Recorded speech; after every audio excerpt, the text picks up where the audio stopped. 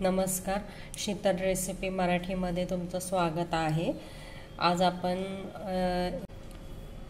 आज थालीपीठाची भाजणी कशी करायची ते पाहणार आहोत।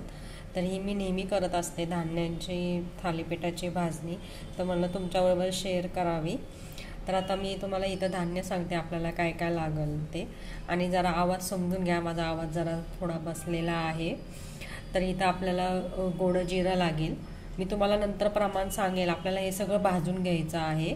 मग मी तुम्हाला धान्य आपल्याला भाजून घ्यायचे, मी याचं प्रमाण तुम्हाला सांगेल की किती प्रमाण तुम्हाला घ्यायचे, त्या प्रमाणानुसारच तुम्ही घेऊ शकता।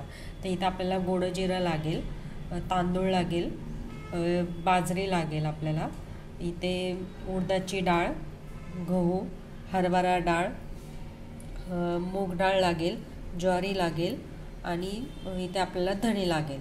तर आपल्याला हे सगळं भाजून घ्यायचं आहे, भाजून आपल्याला दळून घ्यायचं आहे। तर मी आता तुम्हाला प्रमाण सांगते किती घ्यायचं ते। तर आपण आता रेसिपीला सुरुवात करूया। आता आपण हे भाजून घेऊया सगळं। इथं मी कढई छान तापायला ठेवली आहे, मोठी कढई घ्यायची आपल्याला, सगळं धान्य आपल्याला भाजून घ्यायचं आहे। तर इथं आता आपल्याला तांदूळ लागेल, तांदूळ घेऊ आपण 4 वाट्या तांदूळ घ्यायचे आणि छान भाजायचे। इथे बारीक करायचा गॅस आणि चांगलं भाजून घ्यायचे।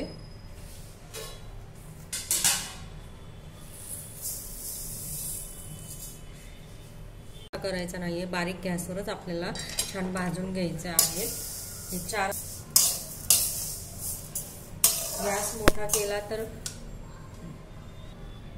मोठा केला तर आपले धान्य लागू शकतं खाली, त्यामुळे बारीक गॅसवरच आपल्याला हे गरम झालं की लगेच काढायचं। ते छान गरम झालेले आहेत। आता मी हे तांदूळ काढून घेतेय। आता इथं आपल्याला बाजरी भाजून घ्यायची। बाजरी मी 1 किलो घेतलेली आहे, निवडून घेतली आहे। सगळ्या धान्य आपल्याला निवडून घ्यायचं आहे आणि ही छान आपल्याला भाजून घ्यायची आहे। कलर अजिबात चेंज झाला नाही पाहिजे, फक्त गरम झाले की लगेच काढायचं आहे। आता हे मी बाजरी आहे, आता मी काढून घेतेय बाजरी। आता इथं आपल्याला ज्वारी भाजून घ्यायची आहे। ज्वारी ही अर्धा किलो घेतलेली आहे, किलो ज्वारी आहे, ती पण आता आपल्याला भाजून घ्यायची आहे। हे भाजलेली आहे, काही नाही, फक्त असं हात लावायचा, म्हणजे धान्य आपलं चांगलं गरम झालं की समजायचं आपलं छान भाजून झालेलं आहे। आणि असं चटका बसला की लगेच काढायचं। आता हे जास्त वेळ जर ठेवलं तर याच्यातनं आपल्याला हाया पण होऊ शकतात, त्यामुळे हे जास्त आता मी भाजत नाही, कारण की हे छान गरम झालेलं आहे, असं गरम पण लागते धान्य। आता हे मी हे काढून घ्यायचे। गहू घेतले 2 वाट्या आणि ते पण छान भाजून घ्यायचे, पण आपले छान भाजून झालेले आहेत। आता हे काढून घेतेय। हरभरा डाळ घालायची 2 वाट्या, ती पण छान आपल्या गॅसवरच आपल्याला सगळं भाजून घ्यायचंय। आता हे भाजून घेऊ, चांगलं झालेली आहे, पाहू शकता तुम्ही। आता ही काढून घेणार आहे मी, आता इथं आपल्याला मूग डाळ भाजून घ्यायची आहे। मूग डाळ आपल्याला 2 वाट्या लागेल। इथं आपली आता मुगाची डाळ पण चांगली भाजून झालेली आहे, आता ही काढून घेतेय। आता इथं आपल्याला उडदाची डाळ भाजून घ्यायची आहे। उडीद डाळ घेतलेली आहे 2 वाट्या। आता उडदाची डाळ आपली छान भाजून झालेली आहे, आता मी काढून घेतेय।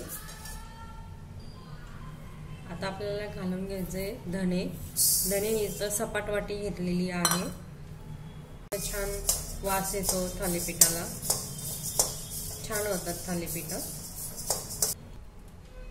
धणे पण आपले छान भाजून झालेले आहेत, आता हे काढून घेतेय।